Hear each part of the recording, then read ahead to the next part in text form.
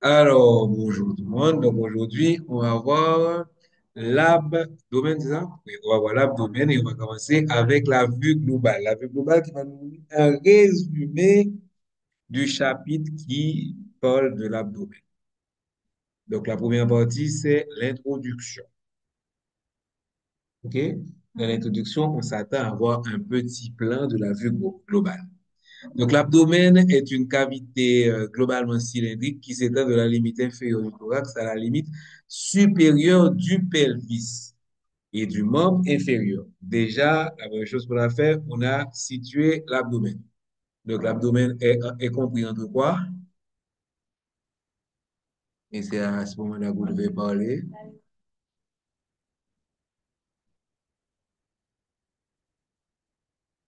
Voilà. Donc, maintenant, l'ouverture, donc il y a trois parties qu'on va considérer. L'ouverture inférieure du thorax, ça c'est la limite inférieure du thorax, constitue la limite supérieure de l'abdomen et est séparée du thorax par le diaphragme. Donc, on va voir dans le schéma, puisque je dis là, figure 4.1, 4.1a. Donc, on voit bien le diaphragme. Donc, dans la symbolique de l'image des schémas, c'est-à-dire des symboles du schéma. Le muscle, il est rosé ou bien rouge, ça dépend qui n'est regardé nous sorti, avec des stries. Lorsque le muscle est strié, c'est qu'on a affaire à un muscle strié, ça veut dire qu'il dépend de la volonté. Et la partie blanchâtre qu'on voit là, qui est collée avec le muscle, c'est le tendon. OK? OK. Plus bas, donc on a fini avec la limite supérieure. Plus bas, la paroi abdominale profonde se poursuit par la paroi pelvienne au niveau de l'ouverture supérieure du bassin. OK? Et gros ça dit qu'on a individualisé l'ouverture supérieure du bassin par quoi? Par un cercle en pointillé. OK? Ouais. Superficiellement, la limite inférieure de la paroi abdominale correspond à la racine du membre inférieur. OK? Et cette racine, elle est individualisée par, on se rappelle, quand on avait vu le membre inférieur, on avait dit que l'abdomen était séparé du membre inférieur par une ligne passant partant du tubercule pubien, le ligament inguinal, l'épiniliaque antéro-supérieur, la crête iliaque, et ça finissait en arrière par l'épiniliaque postéro-supérieur. OK? Ça va? Bon. Donc, on a limité l'abdomen. Maintenant, on va parler de ce que est l'abdomen. L'abdomen, c'est une cavité dans laquelle il y a des choses et cette cavité est entourée d'une paroi. Donc, on va parler de la cavité. Donc, la cavité fermée par la paroi abdominale contient une grande cavité péritonéale qui communique librement avec la cavité pelvienne. Donc, dans la cavité abdominale, OK, qui est fermé par la paroi abdominale. Donc, en dans cavité ça, ou l'autre cavité qui s'appelle la cavité péritonéale. OK? C'est-à-dire qu'on double, et dans le double, on met un sachet. OK? Donc, la paroi de la cavité abdominale, c'est la peau et les os. OK? Et puis, sachet qui est dedans, c'est la cavité péritonéale. OK? Et ça, pas un schéma pour ça. Alors, c'est ici ou alors. Donc, maintenant qu'on a vu qu'on avait une cavité abdominale et une cavité péritonéale, je explique comment sont les viscères. Les viscères abdominaux sont donc soit suspendus dans la cavité péritonéale par les mésentères, premier cas de figure. Deuxième cas de figure, situé entre la cavité péritonéale et la paroi musculo-squelettique, et on insiste, postérieure. OK? Et regardez schéma ça. Donc, schéma ça, nous, situation du contenu abdominal. Donc, on a la peau et les muscles ici qui vont délimiter quoi? On va venir. La peau et les muscles vont délimiter la cavité abdominale. Et puis, qu'on y a, donc ça, tout ça, c'est la paroi de la cavité abdominale. Et puis, sous la de là, qu'on y a, pour un péritoine là qui va délimiter la cavité péritonéale. OK? Donc là, on a la cavité péritonéale. Et ici, on a une deuxième partie qui se trouve entre la cavité péritonéale et la paroi musculo-squelettique postérieure. OK? Donc, nous avons des organes qui sont dans la cavité et pour ne pas flâner trop, ils doivent être retenus par un mésentère et en arrière là, ça va pas besoin de mésentère puisque le territoire n'a pas le collé sur la paroi postérieure. OK? Et nous avons deuxième série. Qui suit c'est que nous allons joindre dans l'abdomen? On a les principaux éléments du tractus gastro-intestinal. Et puis, autour, de vous mettre 2 points, c'est que vous allez énumérer par ailleurs. OK? Donc, vous avez extrémité inférieure de l'œsophage, estomac, intestin grêle, côlon, foie, pancréas et vésicule biliaire. Et à la rate, ensuite, des éléments de l'appareil urinaire, vous mettez 2 points, rein et urétère. Donc, qui s'accrète pour l'appareil urinaire, là, vous mettez là? L'urètre. Il y a les reins, l'urétère et l'urètre. L'urètre n'est pas dans la cavité abdominale. Ensuite, tu as les glandes surrénales. Ça veut dire qu'ils sont surrénales. Sous-tête, rien, surrénales. Et ensuite, des structures neurovasculaires. Non, pas néuro, ok. Neurovasculaire. Comme c'est ma propre, c'est neurodésiré. Ouais, ouais, là. Fonction maintenant. Donc, on a vu la limite, on a situé l'abdomen, ce qu'il y a dans l'abdomen, et les deux cavités que l'abdomen a. On y a nous parle de la fonction. Première fonction que nous gagnons, c'est protection des principaux viscères. L'abdomen abrite les principaux éléments du tractus gastro-intestinal, ça, déjà, ainsi que la rate et une partie de l'appareil urinaire. Une grande partie du foie, la vésicule biliaire, l'estomac, la rate et une partie du côlon sont situés sous les coupoles diaphragmatiques qui se projettent en haut au-dessus du rebord costal. Dessus. Dessus.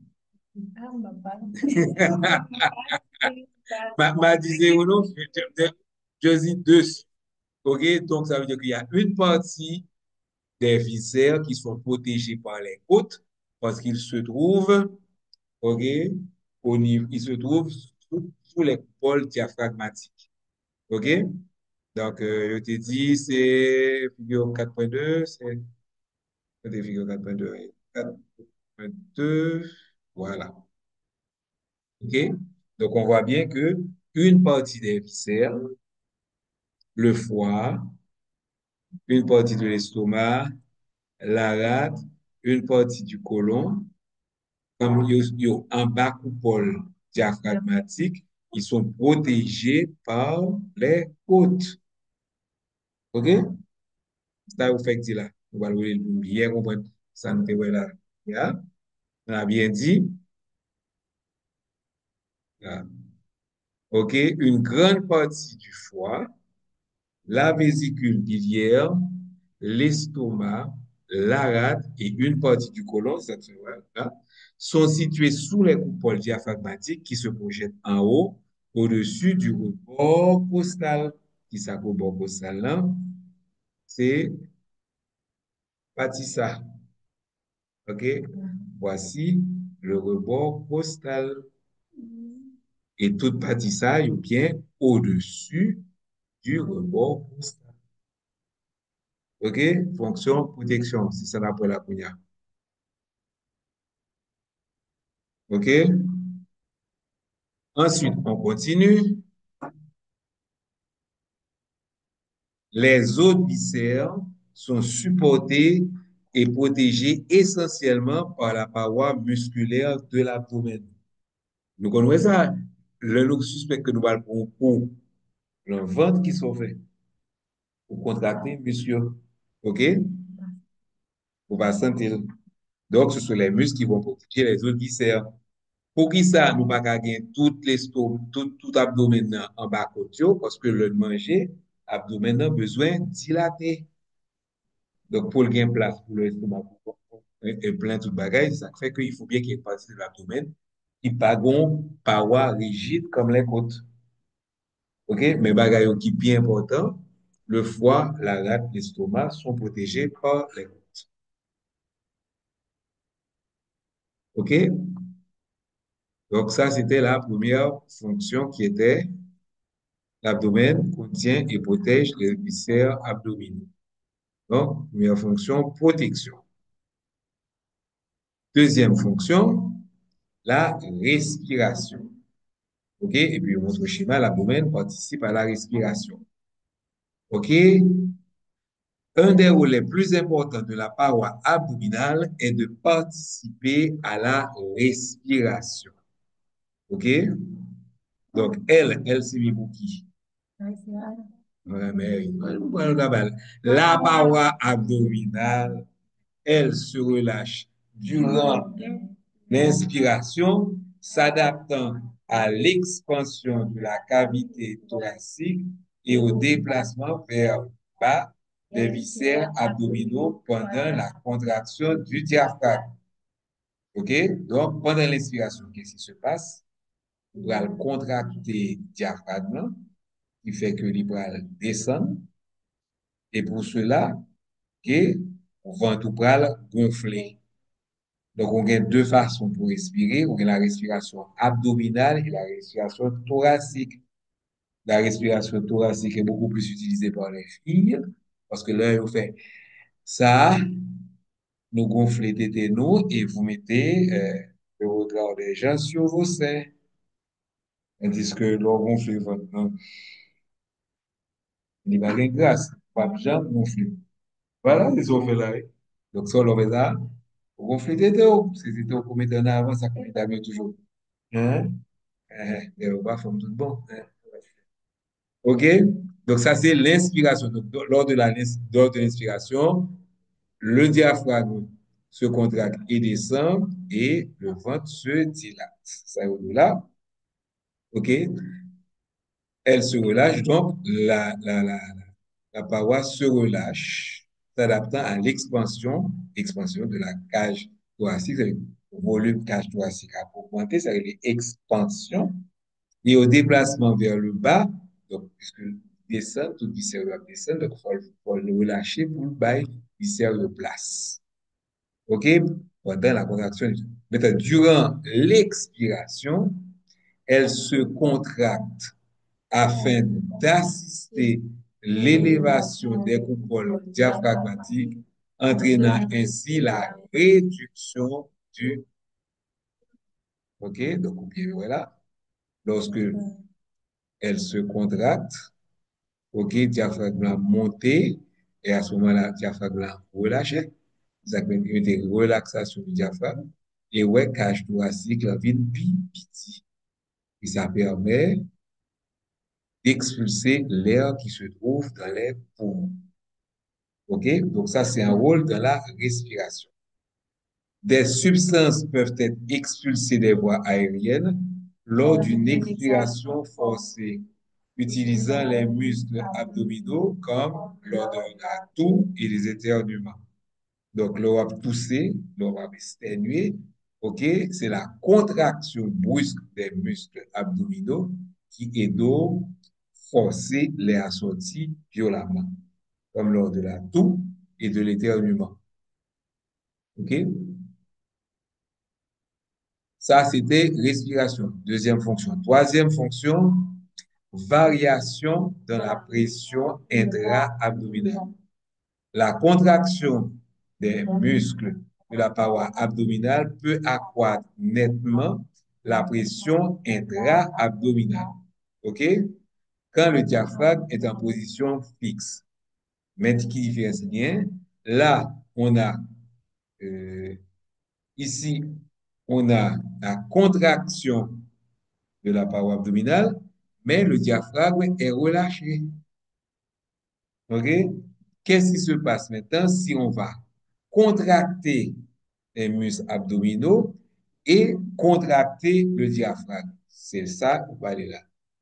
Donc, la contraction des muscles de la paroi abdominale peut accroître directement la pression à l'intérieur de l'abdomen, intra-abdominal, quand le diaphragme est en position fixe. OK? L'air est maintenu dans les poumons puisque le diaphragme n'a pas monté. Et c'est pression en dans 20 ans qui va augmenter. OK? Par la fermeture des valves laryngées, donc en plus, vous fermez gorge, l'air n'a pas sorti, pour contracter abdomen, nan, OK? Et qui ça fait? Il va augmenter la pression abdominale, OK? Et une pression intra-abdominale accrue participe à vider. Hein, ça, c'est que ça fait vous permettre de pousser, participe à vider le contenu de l'ampoule rectale. Oh, c'est belle bagaille. Hein? Oui, je dis ben, ça élégamment. À vider le contenu de l'ampoule rectale. Autrement dit, le wap caca. Parce que l'ampoule rectale. Donc, c'est lors de la défécation. Donc, participe à pousser le caca. Capitez comme ça. La vidéo. Et lors de l'accouchement, c'est ça qui fait que le mesdames va pas accoucher, vous dites râler sous faux, bloquer, pousser. Et ça augmente. OK, l'oralie sous faux qui sont faites, vous augmentez le volume de la cage thoracique ou bloquez le diaphragme. Déjà, lorsque vous augmentez le volume de la cage thoracique, qu'est-ce qui se passe? Qu'est-ce qui se passe? Lorsque on augmente le volume de la cage thoracique, vous diminuez le volume de l'abdomen. Et si en plus vous contractez, donc à ce moment-là, ça vous permet de pousser. Donc la variation, donc le troisième rôle, c'est la variation de la pression intra-abdominale dans les efforts de pousser lors de pipi, la miction, lors de l'accouchement et lors de la défécation. Troisième rôle. Ensuite, nous avons les éléments anatomiques. OK? Donc, maintenant, on a fini avec une première partie. On va faire un résumé. OK? On arrête la vidéo là pour l'instant.